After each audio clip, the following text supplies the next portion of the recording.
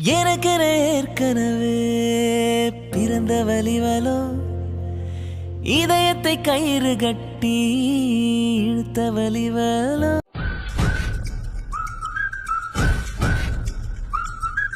Good morning Reshma ma'am. Good morning Kalpana. என்ன ma'am, இன்னைக்கு சீக்கிரம் ஆஃபீஸ் வந்துட்டீங்க போல. எப்பவும் நான் கரெக்ட் டைம்க்கு வந்துருவேனே, இன்னைக்கு என்ன புதுசா இப்படி கேக்குறீங்க? இல்ல மேம், நேத்து தான் சொல்லிட்டு போனீங்களே இன்னைக்கு உங்களை பொண்ணு பார்க்க வராங்க, அதனால இன்னைக்கு லேட்டா தான் வருவேன்னு சொல்லிட்டு போனீங்க. இப்போ பார்த்தா காலையிலே வந்து உட்காந்துருக்கீங்க. ஷோ, உங்ககிட்ட நான் எத்தனை முறை சொல்லியிருக்கேன் என்ன மேம்னு கூப்பிடாதீங்க, நேம் சொல்லி ரேஷ்மானே கூப்பிடுங்கன்னு. ஹோம், ஆமா ரேஷ்மா, இருந்தாலும் எல்லாரையும் மேம் சார்னு கூப்பிட்டு கூப்பிட்டு என் வாயில யாரை கூப்பிட்டாலும் மேம்னு தான் வருது. சரி, இனிமே உங்களை ரேஷ்மானே கூப்பிடுறேன். சரி சரி, சொல்லுங்க, பொண்ணு பார்க்க மேட்ரு என்னாச்சு? அட நீங்க வேற, காலையிலே தரகர் வீட்டுக்கு வந்து இன்னைக்கு மாப்பிள்ளை வீட்டார் யாரும் வரல, அவங்க இன்னும் 2 days கழிச்சு தான் வருவாங்கன்னு சொல்லிட்டாங்க. அப்புறம் எதுக்கு வேஸ்டா லீவ் போட்டுட்டு அதான் ஆஃபீஸ் போலாமேன்னு கிளம்பி வந்துட்டேன். ஓ அப்படியா, சா, மிஸ் ஆயிடுச்சே. மிஸ் ஆயிடுச்சா? என்ன சொல்றீங்க? இல்ல, நீங்க எப்படியும் இன்னைக்கு வரமாட்டீங்க. ஸோ கண்டிப்பா மாப்பிள்ளை வீட்டாரு செட் ஆயிடும். அதனால நாளைக்கு உங்ககிட்ட குட்டியா ஒரு ட்ரீட் கேட்கலான்னு நாங்க எல்லாரும் சேர்ந்து பிளான் பண்ணி வச்சிருந்தோம். நீங்க என்னன்னா இப்படி ஆயிடுச்சே. சரி சரி சரி, ஒன்றும் பிரச்சனை இல்லை. எப்படியும் 2 days கழிச்சு திருப்பி மாப்பிள்ளை வீட்டார் வரதானே போறாங்க. அப்போ ஃபிக்ஸ் ஆயிடுச்சுன்னா உங்ககிட்ட ட்ரீட் கேட்டா கண்டிப்பா தரணும். ஓகே? ம், எல்லாம் ஒரு பிளானோட தான் இருக்கீங்க போல. Excuse me. Yes sir. I want to meet your MD. Sir, did you book any appointments? No, okay sir. Tell me your name please. Vignesh. Okay sir, நீங்கள் எந்த எம்டியை மீட் பண்ணணும்? I want to meet both. Okay, but only Surya sir has came sir. I will inform to him. Okay, make it fast. எனக்கு time இல்லை, கொஞ்சம் சீக்கிரமா பாருங்க. 1 minute sir. நான் சார் கிட்ட இன்ஃபார்ம் பண்ணாமல் உங்களை என்னால் உள்ள அலோவ் பண்ண முடியாது. நீங்கள் கொஞ்ச நேரம் வெயிட் பண்ணுங்கள் சார். நான் சூர்யா சார் கிட்ட இன்ஃபார்ம் பண்ணிவிட்டு உங்களை கூப்பிடுறேன். Okay. என்ன ரேஷ்மா மேம், இவர் வந்து நிக்கிற தோரணையே சரியில்லையே. என்னவோ, நாம சார் கிட்ட இன்ஃபார்ம் பண்ணணும், பண்ணிடலாம். ஒரு 1 minute வெயிட் பண்ணுங்க, நான் இன்ஃபார்ம் பண்ணிட்டு வந்துடுறேன். சார், உங்களை பார்க்க விக்னேஷ்னு ஒருத்தர் வந்திருக்காரு. Okay, வர சொல்லுங்க. சார், நீங்கள் சூர்யா சார் கேபினுக்கு போங்க, அவர் உங்களை வர சொன்னாங்க. Okay, thank you.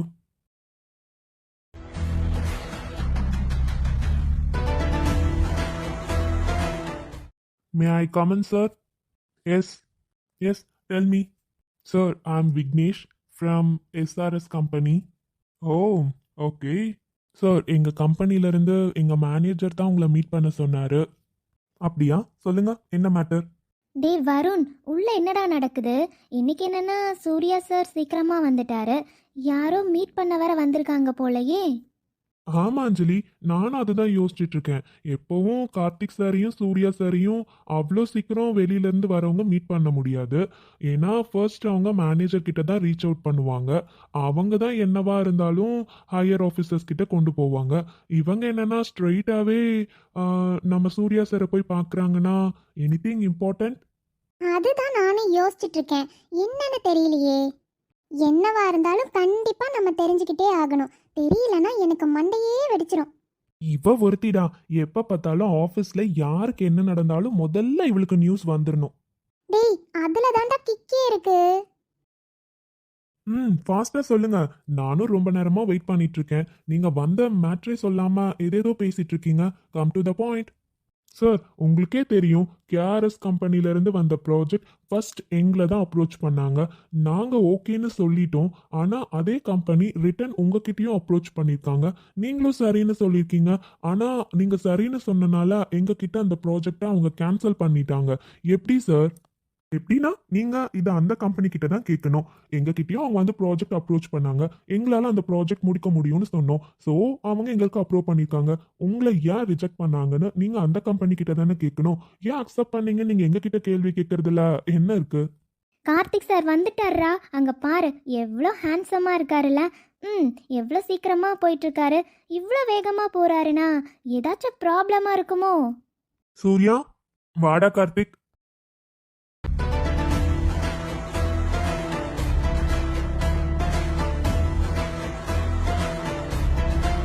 என்னடா மச்சான் உள்ள வரதுக்கெல்லாம் பெர்மிஷன் கேட்டுட்டு? இல்லடா, சார் தான் உன்னை மீட் பண்ணணும்னு வந்திருக்காங்க. ஸோ சொல்லுங்க சார், என்ன மேட்டர்? அந்த கேஆர்எஸ் ப்ராஜெக்ட்ரா? ஓ, அந்த ப்ராஜெக்ட்க்கு நாங்கள் ஆல்ரெடி ஓகே சொல்லிட்டோம். இதில் உங்கள் கம்பெனிலேருந்து எங்ககிட்ட வந்து பேச காரணம்? சார் உங்களுக்கே நல்லா தெரியும் அந்த ப்ராஜெக்ட் ஃபர்ஸ்ட் எங்க கம்பெனிக்கு தான் வந்தது. ஆனா திரும்பவும் உங்ககிட்ட அப்ரோச் பண்ணாங்கன்னு நீங்க எப்படி அதை ஓகே சொல்லலாம்? அது எங்களுக்கு வந்த ப்ராஜெக்ட் சார், நீங்க எப்படி அதை ஓகே சொல்லலாம்? Hello, excuse me. இப்போ எங்களுக்கு ஒரு ப்ராஜெக்ட் வருதுன்னா அது எங்களால முடிக்க முடியும்னா நாங்க அதை ஓகே பண்ணதான் செய்வோம். நீங்க இந்த ப்ராஜெக்ட் ஏன் எங்களுக்கு கொடுத்தாங்கன்னு நீங்க அந்த அந்த கம்பெனில தான் போய் கொஷின் ரைஸ் பண்ணணுமே தவிர என்கிட்ட உங்களுக்கு கொஷின் கேட்க எந்த ரைட்ஸும் கிடையாது. சார் அந்த ப்ராஜெக்டை நாங்கள் வித்தின் 45 டேஸில் முடிச்சு கொடுப்போன்னு அந்த கம்பெனிக்கு சொல்லியிருந்தோம். பட் இருந்தும் அந்த ப்ராஜெக்டை உங்களுக்கு கொடுத்துருக்காங்கன்னா கண்டிப்பாக நீங்கள் அதை விட டைமிங் கம்மியாக தான் சொல்லியிருப்பீங்க. அதனால தான் அந்த ப்ராஜெக்ட் எங்களை விட்டு உங்களுக்கு வந்திருக்கு. எக்ஸ்கியூஸ் மீ, எங்க கிட்ட அவங்க ப்ராஜெக்ட் எக்ஸ்பிளைன் பண்றப்போ உங்ககிட்ட கேட்ட மாதிரியும் நீங்க டைமிங் சொன்னதெல்லாம் எங்களுக்கு தெரியாது. எங்க கிட்ட அவங்க கேட்டப்ப ஜஸ்ட் உங்களால எத்தனை நாள்ல முடிக்க முடியும்னு கேட்டாங்க. ஸோ நாங்க ஒரு டைம் சொன்னோம்.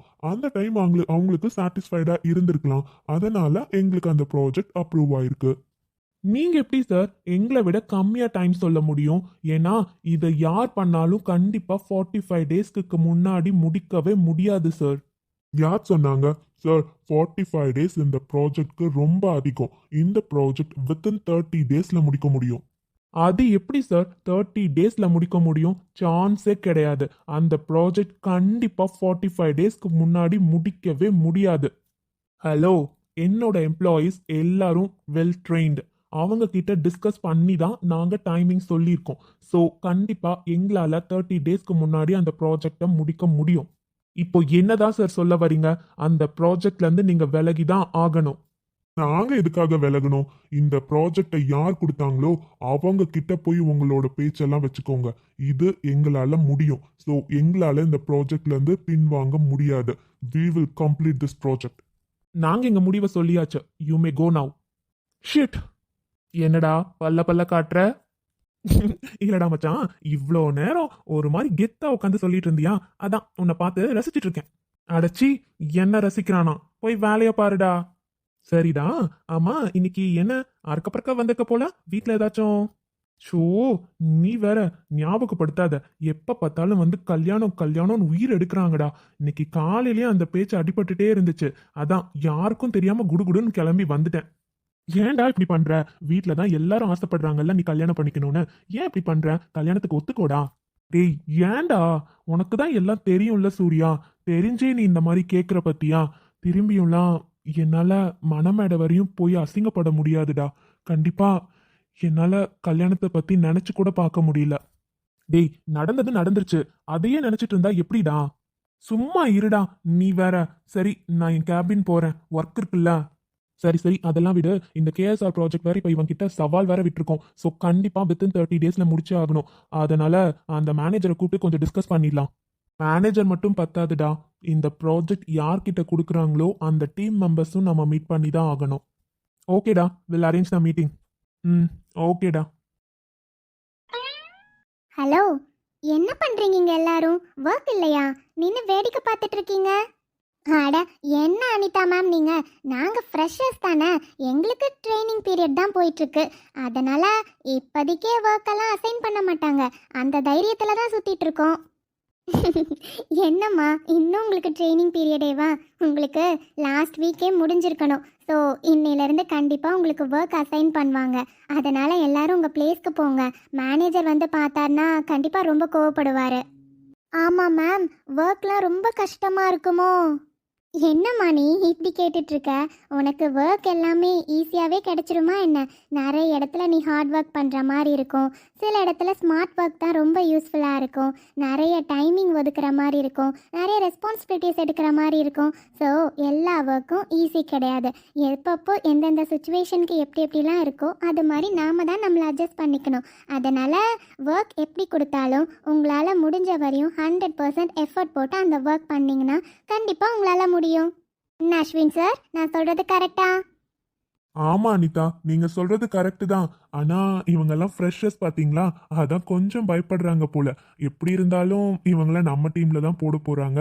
ஸோ நாம பாத்துக்கலாம் விடுங்க, நாம ட்ரெயின் பண்ணிடுவோம். அனிதா, எனக்கே ஏதாவது டவுட் இருந்தாலே நான் உங்ககிட்ட தான் கேட்பேன். ஏன்னா நீங்க என்னை விட 1 இயர் சீனியர் தான். ஸோ நீங்க இருக்கப்ப எங்களுக்கு என்ன பயம், பாத்துக்கலாம் விடுங்க. ஓகே அஸ்வின், சரி. இங்கே ரொம்ப நேரம் இருக்க வேண்டாம், கிளம்பலாம்.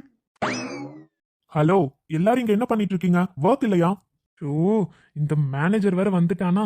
இவன் கண்ணில் தான் படக்கூடாதுன்னு நினைச்சோம், பார்த்துட்டானே. இல்லை சார், அங்கே சூர்யா சார் ரூமில் ஏதோ பிரச்சனை மாதிரி தோணுச்சு சார். அதான் சும்மா நின்று வேடிக்கை பார்த்துட்டு இருந்தோம் சார். ஹலோ, நீங்க ஃப்ரெஷர்ஸா இருந்தா அதுக்காக சும்மா நின்று வேடிக்கை பார்த்துட்டு போகலாம். உங்களுக்கு சம்பளம் கொடுக்கல. ஒர்க் கரெக்டா நடக்கணும். இன்னில இருந்து உங்களுக்கு ப்ராஜெக்ட் அசைன் பண்றாங்க. சோ ரொம்ப சின்சியரா ஒர்க் பண்ணணும். இதுக்கப்புறம் இந்த மாதிரி எல்லாம் பார்த்துட்டு இருக்கீங்கன்னு எனக்கு தெரிஞ்சது. ஈஸியா சார் கிட்ட சொல்லி உங்க வேலையை விட்டு தூக்கிடுவேன், பாத்துக்கோங்க. அஸ்வின், அனிதா, நீங்க இவங்களோட சீனியர் தானே? எத்தனை வருஷமா இங்க ஒர்க் பண்ணிட்டு இருக்கீங்க? உங்களுக்கு தெரியாதா? ஃப்ரெஷர்ஸ்க்கு நீங்க அறிவுரை சொல்லி பிளேஸ்க்கு கூட்டிட்டு போக சொல்லணும். ஆனா நீங்க 2 பேருமே நின்று வேடிக்கை பார்த்துட்டு இருக்கீங்க. கான் you works. Sorry sir. Sorry கேட்டா வேலை நடந்துராதுமா. போய் முதல்ல வேலையை பாருங்க. சும்மா வெட்டியா நின்று பேசிட்டு இருக்கிறதுக்கு அவங்க எல்லாருக்கும் சம்பளம் கொடுக்குறாங்க. கொஞ்சமாச்சும் சம்பளத்துக்கு சின்சியரா ஒர்க் பண்ணுங்க. கிளம்புங்க முதல்ல எல்லாரும் பிளேஸ்க்கு. U3, உங்களுக்கு போன வாரத்தோட ட்ரைனிங் பீரியட் முடிஞ்சிருச்சு. இன்னில இருந்து உங்களுக்கு ப்ராஜெக்ட் அசைன் பண்ணுவாங்க. உங்களுக்கு டவுட்ஸ் இருந்தா அனிதாவும் அஸ்வினும் உங்களுக்கு கைட் பண்ணுவாங்க. அவங்க டீம்ல தான் உங்களை போட போறோம். Okay sir. ஐயையோ, அந்த மேனேஜர் வேற வந்துட்டாருமா. இதுக்கப்புறம் நான் இங்க நின்று பேசிட்டு இருந்தேன். அவ்வளோதான் ரேஷ்மா.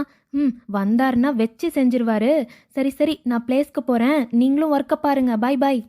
ஆமா ஆமா, சீக்கிரம் போங்க. இங்க வந்து இங்க வேற கேள்வி கேட்க ஆரம்பிச்சிருவாரு. நான் வேலையை பார்க்கறேன்ப்பா. என்ன பாக்கியம், அழுதுகிட்டே இருக்க? நம்ம பிள்ளைக்கு தான் உள்ள ஆபரேஷன் நடந்துட்டு இருக்குல்ல. எதுக்கும் பயப்படாத. நம்ம பிள்ளைக்கு ஒன்னும் ஆகாது. இல்லையா மனசா, நமக்கு இருக்கிறது ஒத்த புள்ள. பயமா இருக்கியா? இந்த ஒத்த பிள்ளைக்கும் இவ்வளோ பெரிய கஷ்டம் வரணுமா சொல்லு? எந்த ஆஸ்பத்திரியிலையும் நம்மளை சேர்த்திக்கவே இல்லை. ஆனால் பத்தியா, நம்ம பிள்ளைக்கு எவ்வளோ பெரிய ஆஸ்பத்திரியில் அட்மிஷன் போட்டு ஆப்ரேஷனே நடக்குது. நல்லபடியாக ஆப்ரேஷன் முடியணுயா மனுஷா. இந்த டாக்டரை பத்தி கேள்விப்பட்டு தானம்மா இங்க வந்தோம். எல்லாருமே இந்த டாக்டர் கை வச்சா கண்டிப்பா சக்சஸ் தான் நடக்கும். நம்ம பிள்ளைக்கு ஒன்றும் ஆகாது, கண்டிப்பா குணப்படுத்திடுவாங்கன்னு சொன்னாங்க தானே. அதை கேட்டு தானே இந்த ஹாஸ்பிட்டலுக்கு வந்திருக்கோம். கண்டிப்பா நம்ம பிள்ளைக்கு குணமாயிடும், பார்த்துட்டே இருறேன். ஆமாயா, அதை நினச்சி தான் ஒரு பக்கம் நம்பிக்கையோடு இருக்கேன் தெரியுமா. இந்த டாக்டர் காசு ₹1 வாங்கலையா. மொத்த செலவும் அவரே பார்த்துக்கிட்டாரு. அவர் செலவில் நம்ம பிள்ளைக்கு ஆப்ரேஷன் பண்ணுறாரு. நல்லபடியாக ஆப்ரேஷன் முடியணும்யா. அவரும் அவங்க குடும்பமும் சந்தோஷமாக இருக்கணும். எப்பவும் நல்லா இருக்கணும்யா. இவ்வளோ நல்ல மனசில் இருக்கிறவங்க எப்பவும் நல்லா இருக்கணும். சரி சரி, அழாத. நம்ம பிள்ளைக்கு ஒன்றும் ஆகாது. டாக்டர் ஐயா, என் பிள்ளை எப்படி இருக்கா? ஆப்ரேஷன் நல்லபடியா முடிஞ்சிருச்சா? என் பிள்ளை நல்லா இருக்காளா? பொழைச்சிட்டாளா? எப்படி இருக்கா ஐயா? நீங்க 2 பேரும் எதுக்கும் கவலைப்படக்கூடாதுமா. உங்க பொண்ணு நல்லா இருக்கா. அவளுக்கு நல்லபடியா ஆபரேஷன் முடிஞ்சிச்சு. அப்படியாயா? என் பிள்ளை நல்லா இருக்காளா? இதுக்கப்புறம் அவளுக்கு இந்த மாதிரி எந்த பிரச்சனையும் வராதே. இல்லம்மா, உங்க பொண்ணு நல்லா இருக்கா. இதுக்கப்புறம் அவளுக்கு எந்த பிரச்சனையும் வராது. ஆனா ஆப்ரேஷன் மட்டும்தானே இப்ப நடந்திருக்கு. கண்டிப்பா 1 மாசம் அவ இங்க தான் இருக்கணும். இருந்தாலும் பரவாயில்ல. ஏன்னா சின்ன பொண்ணு பாத்தீங்களா, அவளுக்கு என்ன நடந்தாலும் சொல்ல தெரியாது. அதனால நாங்களே அப்பப்ப வந்து அவளை செக் பண்ணிப்போம். அதனால ஒரு 15 நாளாச்சும் அவ ஹாஸ்பிட்டல்ல இருக்கட்டும். அதுக்கப்புறம் மாசத்துக்கு 1 முறை கண்டிப்பா ஹாஸ்பிட்டலுக்கு வந்து புள்ள ஹெல்த் எப்படி இருக்குன்னு பாத்துக்கணும். சரிங்களாமா? சரிங்க தம்பி, நீங்க சொல்லி கேட்காம இருப்போமா? எங்க புள்ளையே காப்பாத்தி கொடுத்துருக்கீங்க. நீங்க எப்படி சொல்றீங்களோ அதே மாதிரி கேக்குறோம் தம்பி. அப்புறம் பிள்ளைக்கு என்னென்ன சாப்பிடணும், எந்தெந்த டைம்ல சாப்பிடணும் அப்படின்லாம் நர்ஸுக்கு வந்து சொல்லுவாங்க. அதே மாதிரி செய்யுங்க. சரிங்க ஐயா. அப்புறம் ஃபீஸு? நான் தான் முன்னாடியே சொல்லிட்டேன் இல்லம்மா, நீங்க ₹1 கூட ஃபீஸ் கட்ட வேண்டாம். எல்லா செலவும் நானே பார்த்துக்கிட்டேன். அதனால நீங்க எதுக்கும் கவலைப்படாதீங்க. உங்க பொண்ணை சந்தோஷமா நல்லபடியா பார்த்துக்கோங்க. அவ சந்தோஷமா இருக்கணும், அதுவே போதுமா. ரொம்ப நன்றி தம்பி. உங்க நல்ல மனசுக்கு நீங்க பொண்டாட்டி புள்ள உங்க குடும்பத்தோட சந்தோஷமா இருப்பீங்கப்பா. சரிங்கம்மா. சரி, பாப்பாவை நார்மல் வார்ட் ஷிஃப்ட் பண்ணதுக்கு அப்புறம் வந்து சொல்வாங்க. அதுக்கப்புறம் போய் பாருங்க. சரிங்கப்பா.